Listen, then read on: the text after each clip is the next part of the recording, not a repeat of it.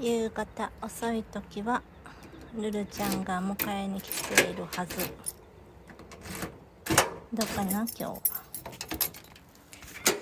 あ、ただいまルル。お迎えありがとう。ルルちゃん待ってた？ごめんね、遅くなって。遅くなりました。ごめんね。引っ越してた？あら。ルル、引っ越してたの？ねえ。おいで。待ってたいい子ね。